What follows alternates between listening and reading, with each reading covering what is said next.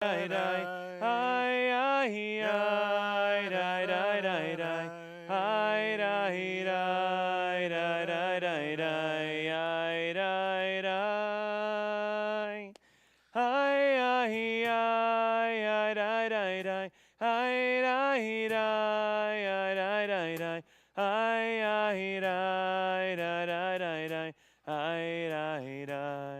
words are just lie, lie, lie.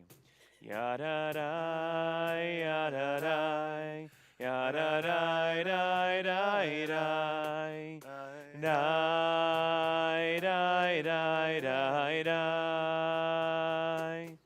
ya-da-da, ya-da-da, ya-da-da, da, da, da, die, die, die, die, die. Hi, hi, die, da, da, die, die. Hi, hi, die, da, da, da, die. Hi, die, die, da, da, da, die. Hi, die, die. Hi, hi, die, da, da, da, die. Hi, hi, die, da, da, da, die. Hi, hi, die, da, da, da, die. Hi, die, die. Ya da da, ya da da, ya da da, da da da, da da da da, ya da da, ya da da, ya da da da da da. Da da da da da. Hi hi da da da da da da da da da da. Ya da da da da da da. Ya da da. Ya da da da da da. Ya da da da da da. Yai da da da da da da. Yai da da. Shabbat shalom, everyone. Shabbat shalom. Boker Tov, welcome back. I know we were just here like 6 minutes ago.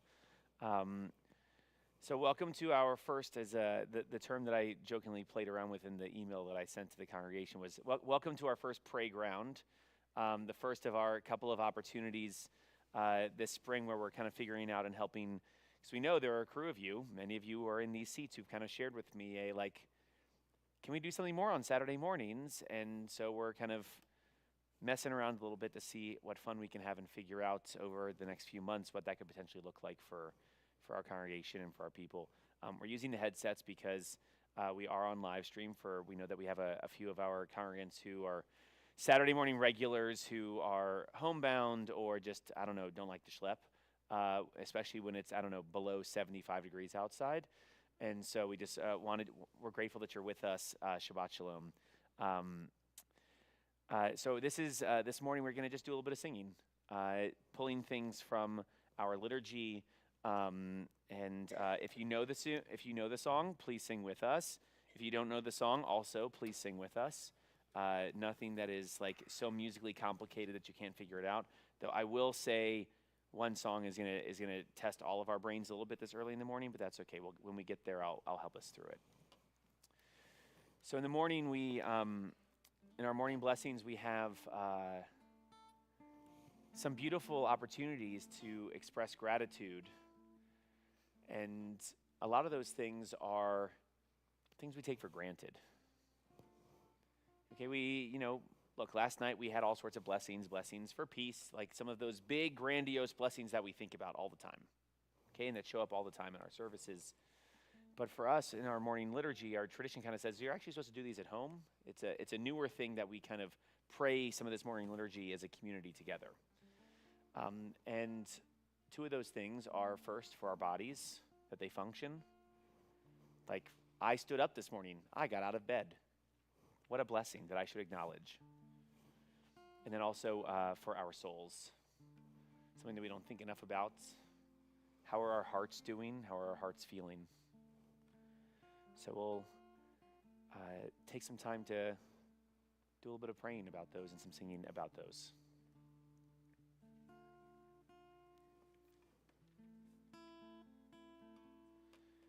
I thank you for my life, body and soul. Help me realize beautiful and whole.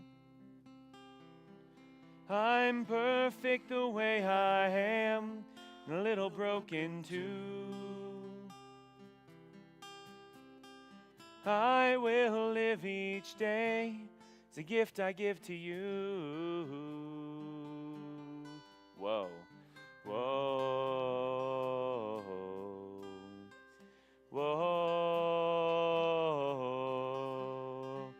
whoa, whoa. Baruch atah Adonai,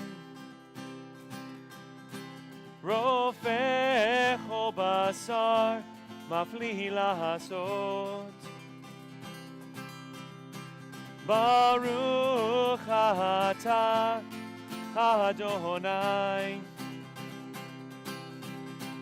Rofech kol basar, mafli lahasot.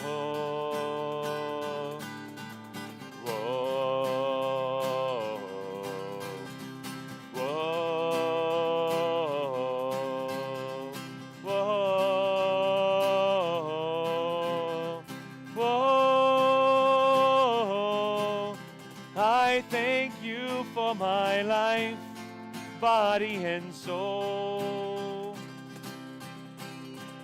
Help me realize beautiful and oh so beautiful, oh so holy. I'm perfect the way I am, a little broken too. I will live each day as a gift I give to you. Whoa, whoa, whoa, whoa.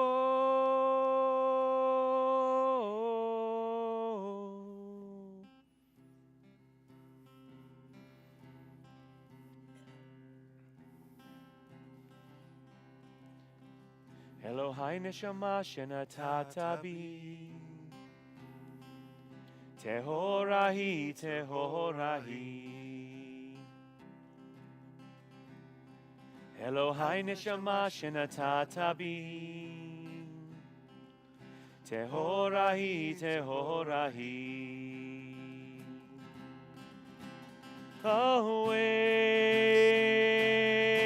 Awake my soul,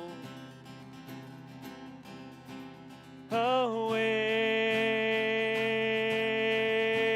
my soul, awake my soul, awake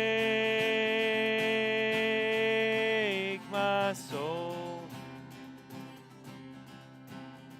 Elohai neshama shenatata bi, tehorahi, tehorahi. Elohai neshama shenatata bi, tehorahi, tehorahi. Awake my soul. Awake my soul. Awake my soul. Awake my soul. In these bodies we will live, in these bodies we will die. Where you invest your love, you invest your life. In these bodies we will live, in these bodies we will die. Where you invest your love, you invest your life. Awake my soul. Awake, my soul. Awake, my soul. Awake, my soul. Elohai neshama shenatatabin. Tehorahi, tehorahi. Elohai neshama shenatatabin. Tehorahi, tehorahi. I'm joined to my left, your right, Rabbi Jeff Stombaugh, one of my besties, who's from Detroit, and he's going to say some words now. Thank you, Rabbi Foster. Weird. Yeah. To all of you virtually, Shabbat Shalom. To all of you here, Shabbat Shalom.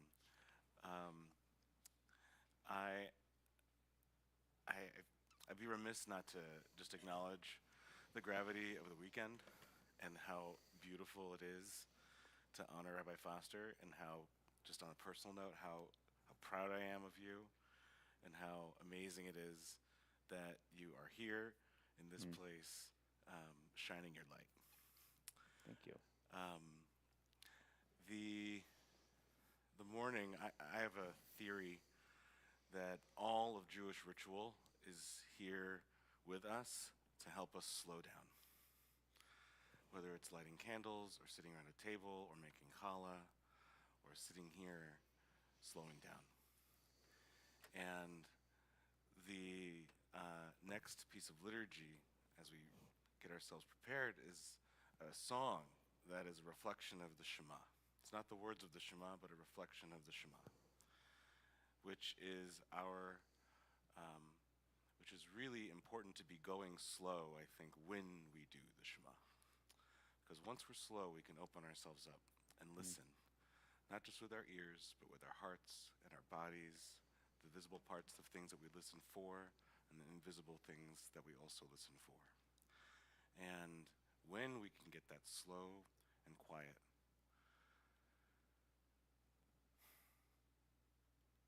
we can touch something a little different. We can feel the light a little more, and then maybe we can touch a little bit of holiness and transform, and then the world, and then this community. And with that intentionality, I'm excited for Rabbi Foster to introduce this one to our space this morning.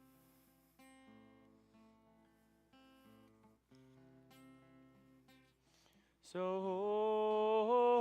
open up your heart to all the lost and lonely. Let no one be alone tonight before our one and only. Before our one and only.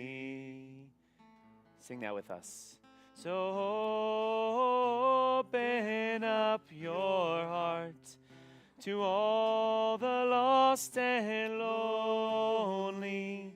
Let no one be alone tonight before our one and only. Before our one and only.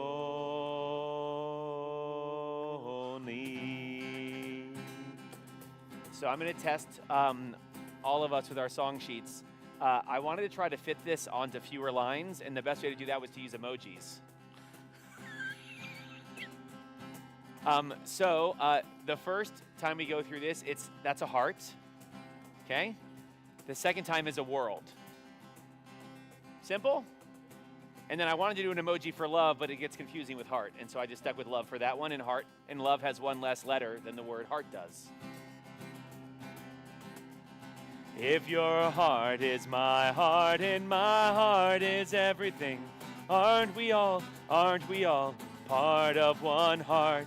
So let your heart be my heart and our heart be everything. Oh, we'll all know we're all part of one heart. So open up your heart to all the lost and lonely. Let no one be alone tonight before our one and only, before our one and only. World. If your world is my world and my world is everything, aren't we all part of one world? Let your world be my world and my world be everything. Oh, we'll all know we're all part of one world. So open up your world to all the lost and lonely. Let no one be alone tonight before our one and only, before our one and only. If your love is my love and my love is everything, aren't we all part of one love? Let your love be my love and my love be everything. Oh, we'll all know we're all part of one love. So open up your love to all the lost and lonely. Let no one be alone tonight before our one and only, before our one and only, before our one and only.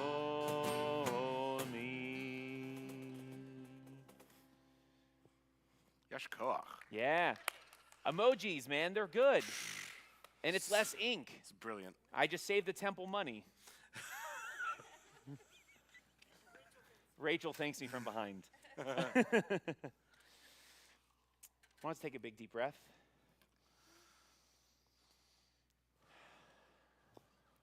And I woke up this morning to the beautiful news that 4 more hostages are home. And I'm like crying less when I read that, like those tears of joy, like tinged with sadness, and yet like they're still like kind of there because, you know, the other 80, forget the number, the exact moment right now, are still there. In this tenuous moment of more coming, and God willing will leading to more coming until they are all home. And so we need some peace and to pray for some peace. This actual setting for Sim Shalom it's actually old. The English is actually the words from Union Prayer Book, or not Union Prayer Book, from Gates of Blue, Gates of Prayer. There we go. I went 50 years too early. My bad. But it's a beautiful setting of taking some of those words, a part of our liturgy, and bringing them to life.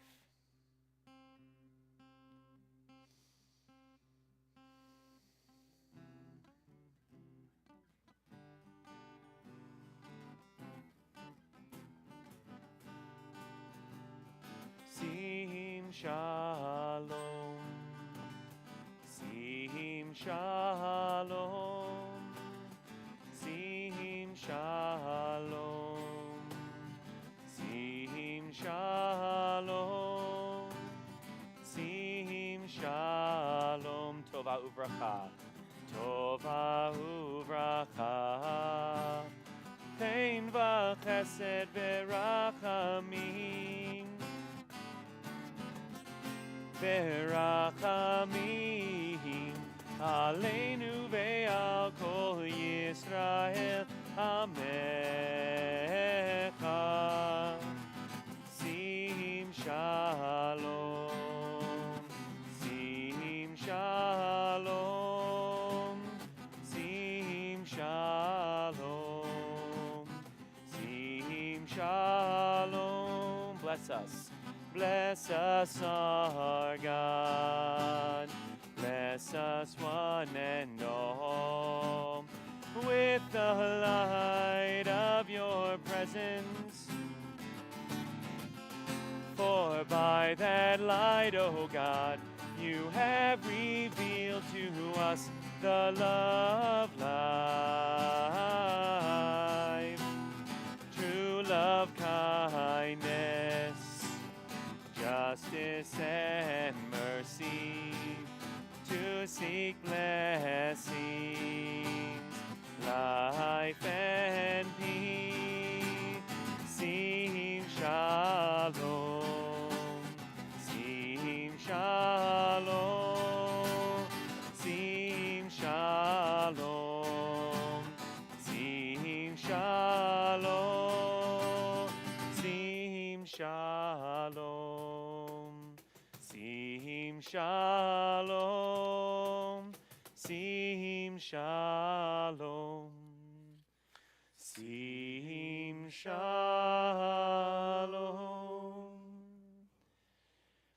We're going to sing one more to help us transition into the amazing Please Us Sandler and Addie Schneider, two of our best and brightest, who are going to be leading us in, I don't know, some Torah thing. And they're like, do you want to see what we're going to do? And I'm like, no, I trust you. And so we're going to do some Torah thing after this, but we're going to prepare ourselves for that with our blessing for the study of Torah. Sweet as honey, sweet as honey, sweet as honey on our tongue. Sweet as honey, sweet as honey, sweet as honey on our tongue. Baruch atah Adonai Eloheinu melech haolam asher kiddushanu b'mitzvotav v'tzivanu la'asok b'divrei Torah la'asok b'divrei Torah. Sweet as honey, sweet as honey, sweet as honey on our tongues. Sweet as honey, sweet as honey, sweet as honey on our tongues. Sweet as honey, sweet as honey, sweet as honey on our tongues. Boker Tov. Well, get out of your way.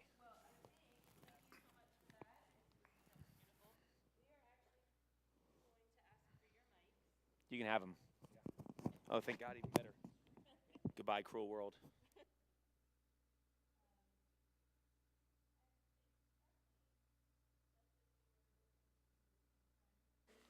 Refer to each other with their proper titles. Gotcha. That's so apropos for what our conversation about Torah is going to be this morning. Because often in the 6th grade class, the kids are asking me, how come Elohim is the same word that we use for God? And how come this is also the same word we use for God? And how come this, and how come that? And how come we can't say God's actual name? And what is God's actual name? And the best way I can explain it is, I have a name, you all have a name, but we go by different titles. We have different nicknames, depending on where... Is that better? Oh, there we go. We all have different names depending on what we're doing and where we're doing it, right? So when they're not up here being rabbis, they're friends and referring to each other in their actual names because they have that closeness and they're allowed to. Versus when they're in the community and they have different names. So that is pretty much a quick introduction and where my thoughts were and how we're actually all connected. So we did give a moment where we would introduce ourselves, and we're so delighted that so many regulars are here. So I just look around and make sure everybody says hi, We have a good, a little small quorum. No two didn't meet him, that's Rabbi Howie Rabbi- Goldsmith, one of my mentors who was here last night. And with that, I'm going to turn it over to Addie. All right, so the reason that Lisa's been talking about names and how we call each other is that. Are you muted? Check to see if you're muted. Got you. There we go. Okay. Yeah, these are not staying up anyway. You can hear me anyway. The Torah portion for this week, Va'era, actually starts out with God introducing himself, so to speak, to Moses. And we say, well, that's kind of weird, Moses already knows who God is. God introduced himself in the burning bush last week. But it's very interesting the way that God does it. And you can see the first two verses on your sheet. I am the Eternal. I appeared to Abraham, Isaac, and Jacob as El Shaddai, but I did not make myself known to them by my name, which is Yud-He-Vav-He. Okay? Now, before we go any further, I have to tell you that I have been feeling kind of guilty. Everything that got sent out by the office said that we were going to do a Torah reading, and Lisa and I hadn't really intended to take out the Torah and read Torah. But I thought, well, we've got these first two verses, so if you want, I'll use my trusty little Chumash and chant those first two verses for you so that you feel like you got some Torah reading this morning, okay? So here we have the first two verses. Vaydaber Elohim El Moshe Lemor. It would help if I could see through the watering eyes.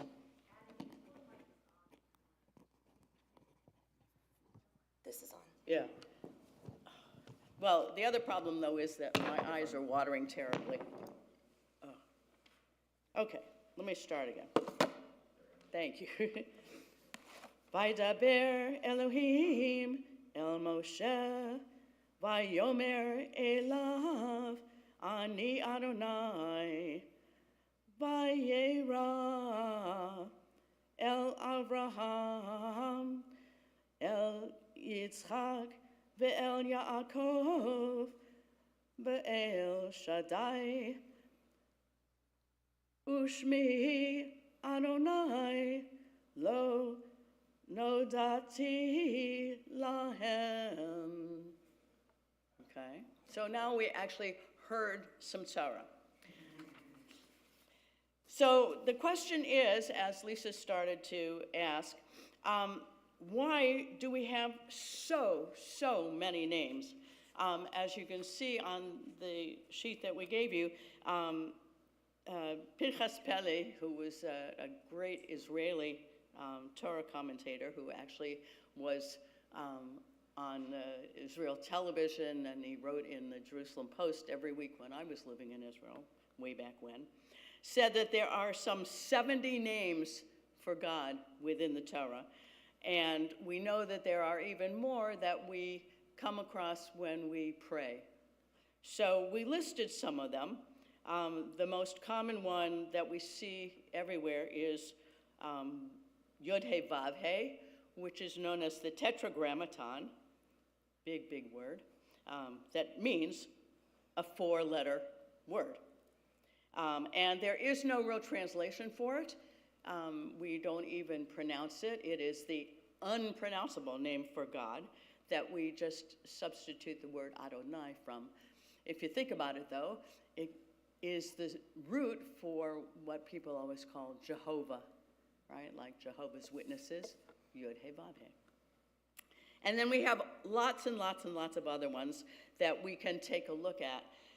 So one of the theories is that there are two different people, two different men who actually wrote physically the Torah.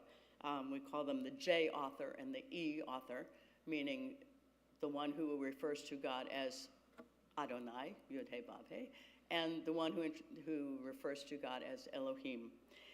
So the two different writers use two different names. Now there's another theory that each name refers to a different characteristic or nature of God, and that's one of the things we can talk about.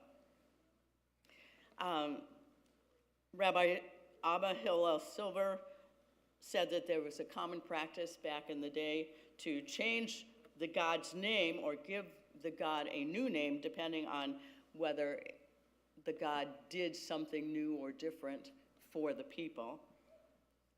And Erich Fromm, a 20th century psychologist and philosopher, said that just like we can't represent God with an image, there also is no name that actually sums up what or who God is. And in fact, when Moses tells God, you know my name, I need to know your name, God answers as, Ehyeh asher ehyeh. I will be what I will be, or I am becoming what I am becoming. And Fromm says that should really be translated as nameless God. So what we thought we would do is to take a look at some of these names and maybe also some names that you would give to your God, depending on your mood or where you are in your life or what you see around you. So let's do a little bit of it first with talking, and then we're going to, assuming we have time, do some activity of it. So let's go through some of these names and see where you think they fit in this idea of whether they express some characteristic of what you think God is or who you think God is, whether you think it's a name that was given because of something that God did at any particular time, whether you think that it's just a name that refers to an unnameable. So the first one God sort of gave to God's self, Yod-He, Vav-He, Adonai. Why do you think we're not supposed to actually use that name? Any ideas for that one? Two.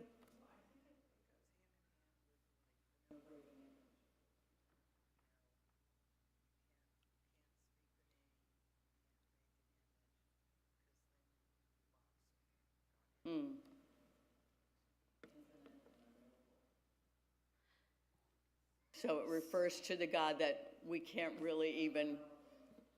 So for those of you that are at home, what Sue was just sharing is that is it related to this no graven image, not to put God into a box where God can only be this, right? Okay. Any other thoughts? Blair? So what if we said it wrong? And if you think about how language evolves over time, or accents, what could be worse than getting God's name wrong? Mm-hmm.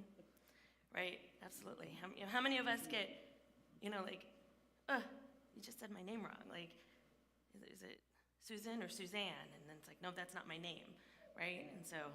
It's like two of my kids, unfortunately, have names that nobody in America can ever pronounce. Ma'ayan and Sarit. So they know what it's like to not be able to pronounce. Yes?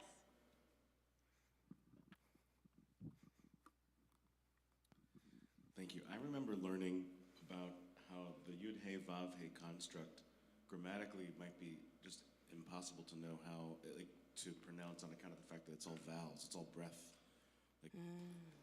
Sometimes the Yud can be silent, the Vav can be moved, it could be three different sounds. Different sounds, and ultimately it's so breathy. If you try and pronounce it, it really is unpronounceable in its like most practical attempts. I've often thought about, I don't know, would it be any fun if we actually figured it out? Like, that'd be very Jewish to have an answer. You know, like to have like this idea of like Yud Hey Vav Hey, like we don't pronounce it, partly we don't know, but also partly this, I'll phrase it differently, like this idea of like us as Jews yearning to figure it out.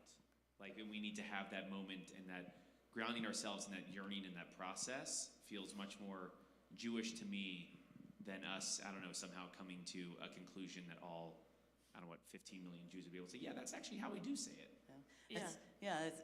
It ties into our constant search for who or what God is. Right. We are even constantly searching for what to call God.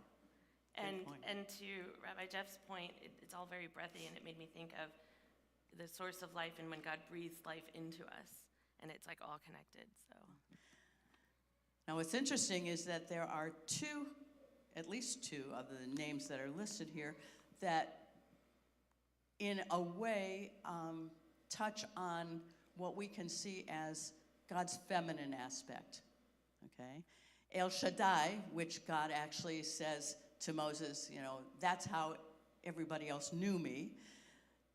It comes from the same root as Shaddayim, which means breasts, women's breasts. So it has to do with God the nurturer, God the holder, the comforter. Same thing with Shekhinah, which we are more familiar with. We speak of God as the Shekhinah, the feminine presence among us. What are some of the other names here that jump out at you that make you think about something in particular that you associate with God? And are we able to receive chat on the Zoom if anybody wanted, not Zoom, on the YouTube, if anybody wanted to share? Yes, ma'am. Well, it's for everybody. Okay. So I was in Israel during high school, so this is a while ago. But when we went to Tel, a dig, and there was it was kind of phallic, a statue monolith. of El, Yeah. which was not our God, it was predated Abraham, I guess, because it was one Canaanite of the or many something? gods that were, what? I said Canaanite or something. It wasn't necessarily our God, it was before, it was one of the many gods that were prayed upon. By the Canaanites. Yes. Yeah. That's something that Harvey mentions a lot. You know, the concept of Elohim is actually the plural form of the word El. So it's like saying, you know, that our God is the God of all gods. You know, if we think about the fact that when we showed up in Canaan, all of the people who lived there already had their own gods. And so we called our God, you know, the best of them all, you know. Others? Yes, Ramon. Sorry about that.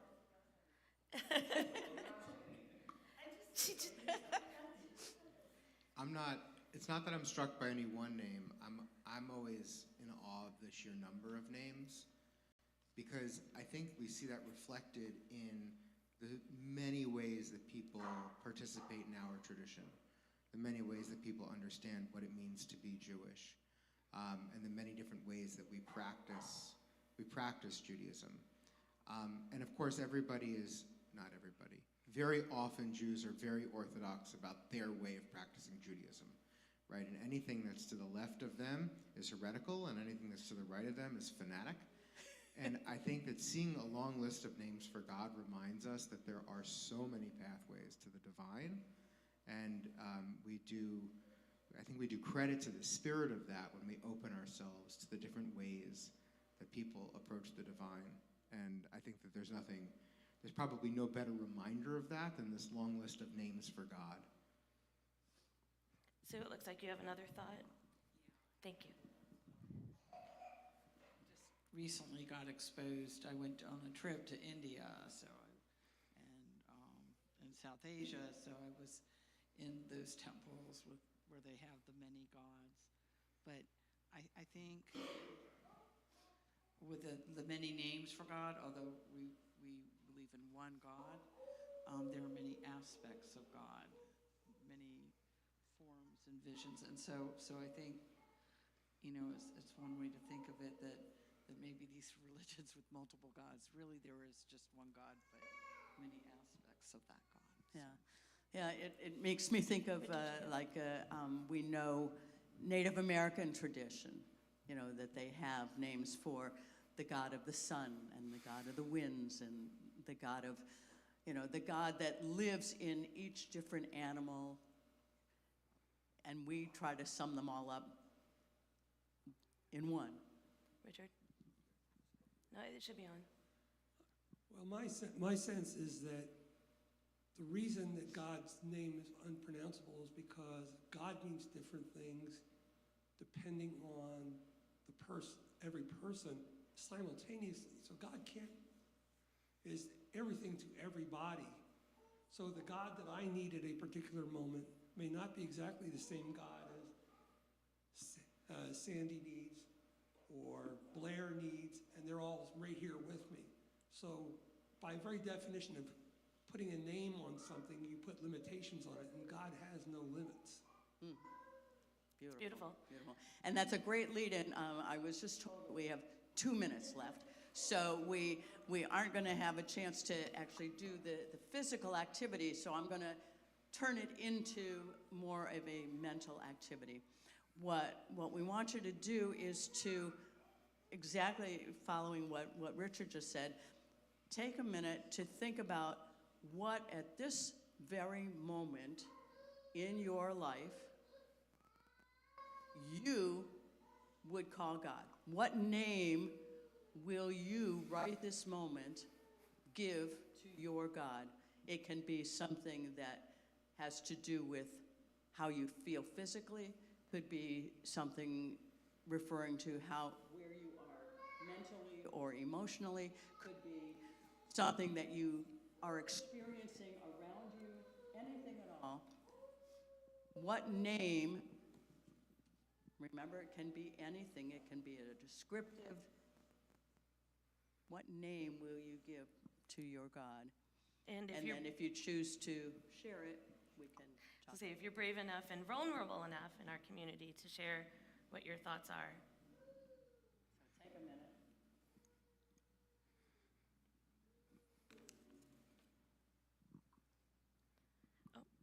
Lenny would like to Yeah, share. I was going to give a minute for everybody else to.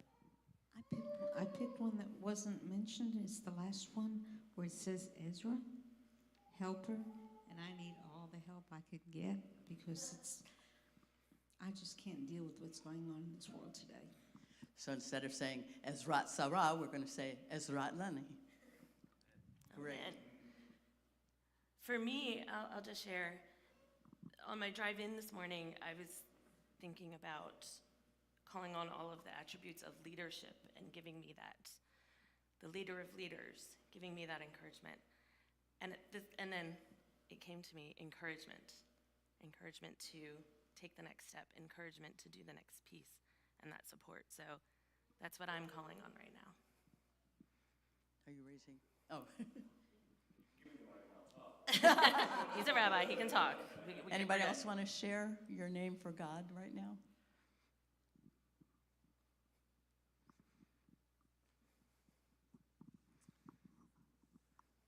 I like 30 seconds ago was thinking just smile, like the idea of like the importance of just like being seen and seeing someone and being seen by another, and like that kind of that relational interaction. And then like the cynic in me also said, what if God's name was the look? Because it's both like, oh, you can give someone like a good look and that's great, and that's like see them, but also like sometimes like when you get the look and you're like, oh, I messed up, like that feels very Jewish to have a word that would kind of have like 2 or 3 different kind of meanings built into it. So God is the look this morning. And Haven't given me the look at it. My parents passed away several years ago. So I have, when your family does something and you're like, well, I gotta go to Hanukkah at my parents' house because that's what's expected of me. I haven't had that for a very long time. And so I was thinking of Avinu, father, mother. Which also makes me think about the fact that Hebrew being such a sexist language, has it ever bothered any of us that although we have a unisex translation in our Siddur, a sort of asexual translation, all of the Hebrew still obviously refers to God as a male. Is that bothersome?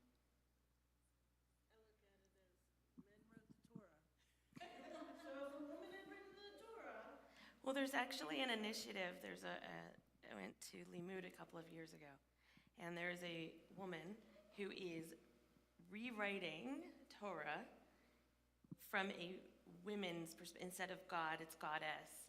And I, to Rabbi Howie's point, anything more liberal is, anything to the left is whoa. And I felt that. And I said, but when she was reading the pieces that they've already sort of evolved into the feminist perspective or the feminine side of things, it struck me in a different way than it does when we have the male perspective. So I was skeptical. I said, I'm an open mind. I'm going to see what this is all about. And as it was reading, and I was just, my mind opened to an entire new side of possibilities. Yep, Rabbi. All right. Yes, we are at time. Unfortunately, we are out of time, so we didn't have a chance Thank to you do all. what we wanted you to do. But hopefully, it will give you some thought for the rest of your day to consider who or what God is for you right at this moment in your lives. Addie and Lisa, Yasher Koach, thank you both so much. We are the reason why we're running low on time is because over the next 10 minutes, this room is going to be inundated with some of our toddlers and their grown-ups for their thing for Kiddush Club around 10 o'clock. To everyone at home, thank you. In around 10 minutes or so, Rabbi Howard Goldsmith will be doing some Torah study that is on hybrid. That Zoom link should be in your inbox, both from the congregational email, I think that was Thursday. It's the regular Torah study link for those of you who are regular for Torah study. For everyone else, there's a schedule out in the lobby to figure out where and what you'd like to do next. Shabbat Shalom, Boker Tov.